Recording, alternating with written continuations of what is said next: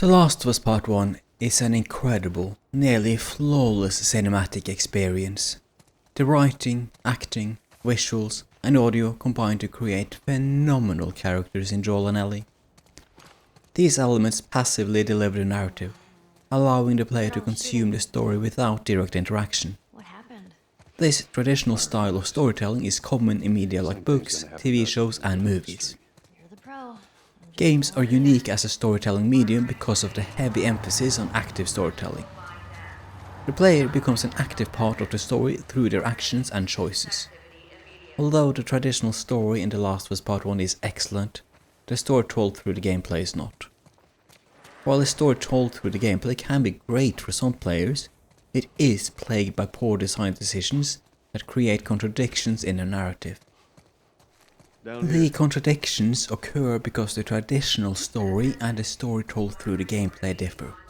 For instance, Joel is portrayed as an ordinary person in the traditional story, yet he is a superhuman action hero during gameplay. The story told through gameplay can be split up into 4 categories or elements: walking, action shooting, stealth and survival elements. But why are you doing these things? Why do you walk? Why do you shoot? Why do you hide? And why do you scavenge for resources? The reasons need to be rooted within yourself or the game world.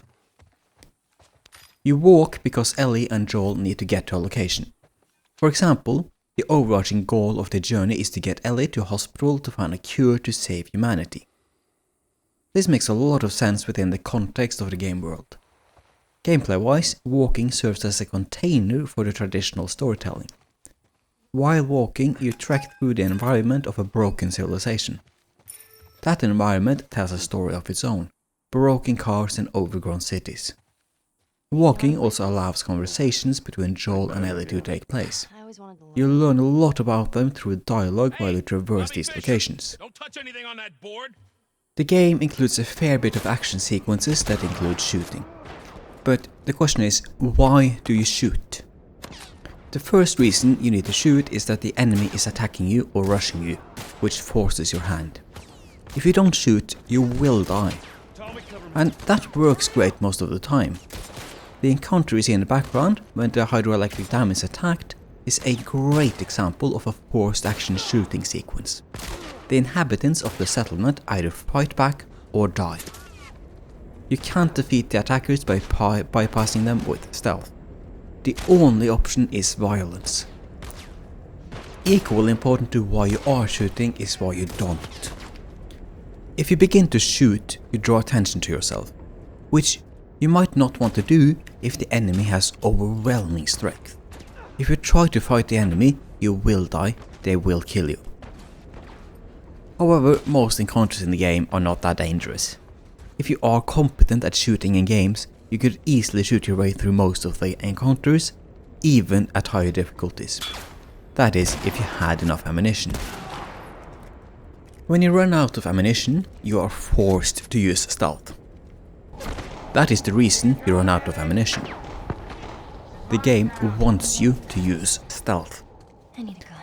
Which makes sense based on the world that the characters inhabit. It is filled with dangers of all sorts. Stealth is the natural choice based on what we are told of the world. But there are better ways of forcing the player to use stealth. The best way to force the player to use stealth is by making the dangers in the world real in the gameplay. The easiest option is to rely on the enemy. If the enemy is so dangerous that it is suicide to attack them, you naturally use stealth instead. A good example of this is shown in the background. Ellie is trying to escape from David's camp. They have guns and heavily outnumber her. Stealth feels like the preferred option. In scenarios like this, stealth enhances the traditional story immensely. You might choose to use stealth based on personal preference, of course. The motivation to use stealth in the gameplay aligns with the character's preference in the traditional story in this case. If you naturally use stealth instead of guns, the gameplay's story works. But if you prefer to use guns, you are out of luck. The game forces you to use stealth because you don't have ammunition to rely on weapons. Which begs the question, why don't you have ammunition? How is it justified in the traditional story?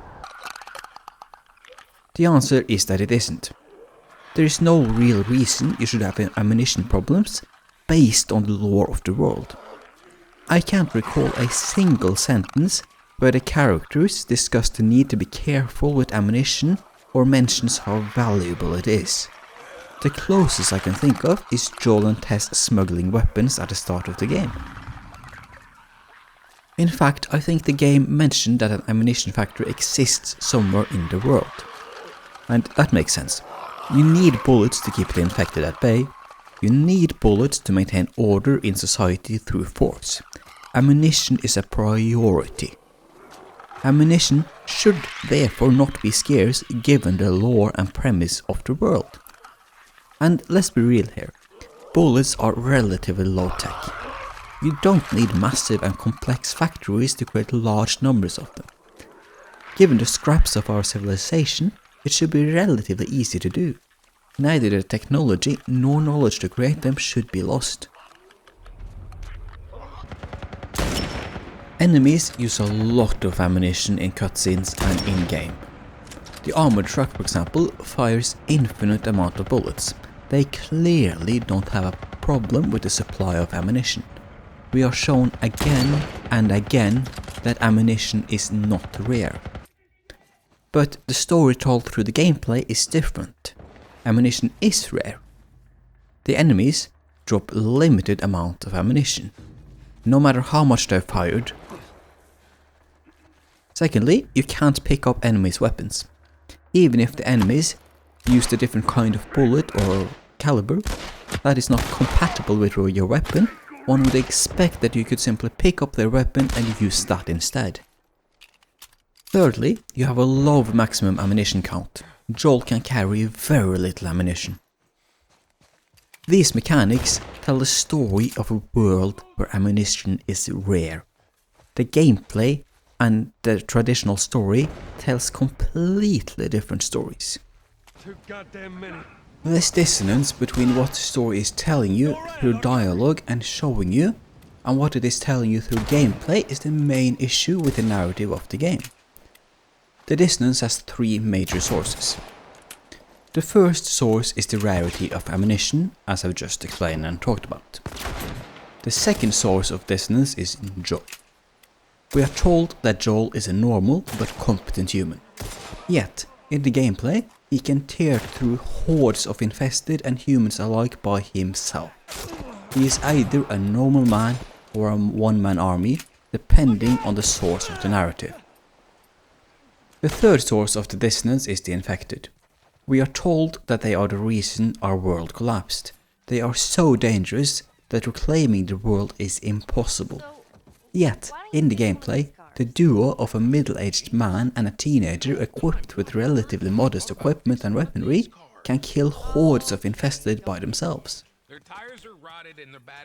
Judging by the story told through gameplay, we should expect that a well-organized military force should be able to wipe the infested from the world. Joel could probably clear out thousands of infested by himself if he had ammunition. This contrasts heavily with the traditional story. We are shown how dangerous the world is. The characters talk about how dangerous it is. Joel can't kill thousands by himself. That is just a gameplay thing. The source of the dissonance disappears when stealth is used with a motivation that makes sense for you. Which means that if you can motivate yourself to use stealth, the narrative works.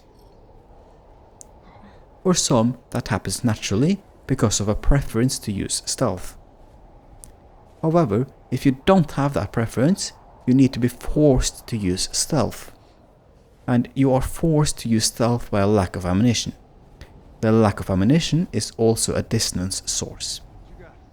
The game essentially ends up in a dissonance loop where the game tries to use dissonance to solve the dissonance problem it has created for itself. In order to fix the story told by the gameplay, the dissonance loop needs to be broken.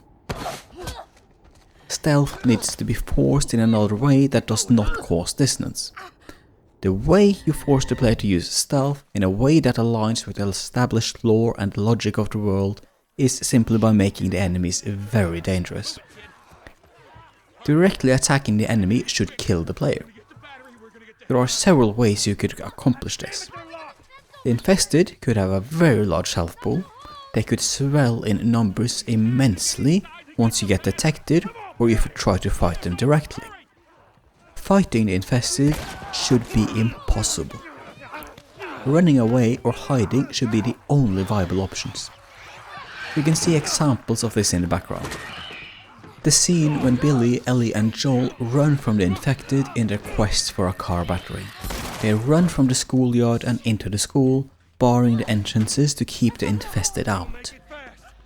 If the player stands and fight, they will die. Running away or using stealth as far as possible is the only option.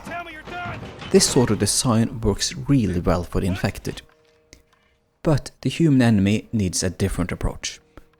They should not be hard to kill or have ridiculous numbers, but they can be lethal.